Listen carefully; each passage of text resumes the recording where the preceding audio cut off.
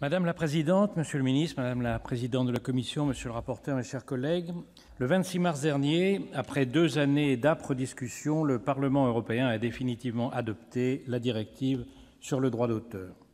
Son objectif principal est d'adapter l'application du droit d'auteur à l'ère numérique en permettant une rémunération des contenus produits par les artistes, les éditeurs et les agences de presse diffusés sur les plateformes.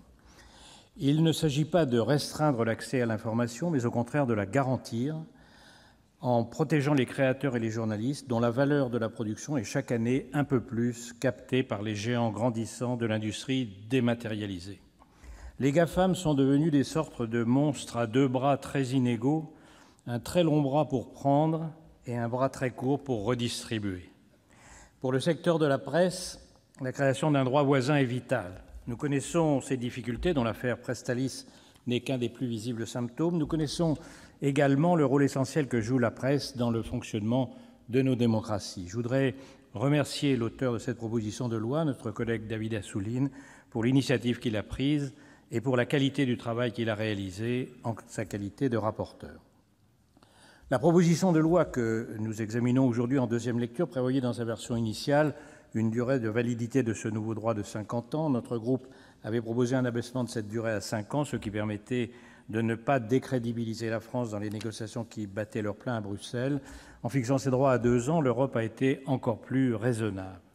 En deuxième lecture, le Sénat a continué à préciser, dans la mesure de sa compétence, le texte transposant partiellement la directive. Ces précisions utiles encadrent davantage le montant et les modalités de versement de la rémunération due au titre du droit voisin et étendent la portée de ces droits aux photographies et aux vidéogrammes. Pour permettre aux éditeurs de presse de négocier efficacement les rémunérations versées par les plateformes, le texte prévoit la communication d'un certain nombre de données. Nous devons rester vigilants sur la question de sécurisation de ces transmissions de données, de leur stockage et de leur bonne utilisation. Des plateformes telles que Google lisent dans notre vie privée comme dans un livre ouvert. Le nombre des données qu'elles recueillent et agrègent sur chacun d'entre nous est chaque jour exponentiel. On nous avait prédit que l'Internet serait la transparence. Ce qui est en train d'arriver, c'est la surveillance généralisée. L'action de groupe lancée le 26 juin dernier par l'UFC Que Choisir contre Google, accusé de collecter et d'exploiter illégalement les données personnelles de 28 millions de ses utilisateurs et allant à l'encontre du nouveau RGPD, en dit long. La protection des données personnelles, de leur utilisation détournée et le manque de transparence dans l'exploitation de ces informations sont des sujets préoccupants auxquels notre groupe est particulièrement attentif. Tout élargissement des détenteurs de ces informations personnelles doit nécessairement s'accompagner d'un renforcement de la sécurisation de ces données et de la surveillance de leur bonne utilisation. Pour lutter contre les monopoles et ne pas étouffer le marché numérique, le texte européen prévoit des exceptions en faveur des plus petits acteurs, justifiant de moins de 3 ans d'existence et dont le chiffre d'affaires annuel serait inférieur à 10 millions d'euros. Monsieur le ministre, nous ne pouvons que soutenir l'application prochaine de ces dispositions. Au demeurant, le débat sur les droits voisins ne résume pas l'ensemble des défis posés par les plateformes.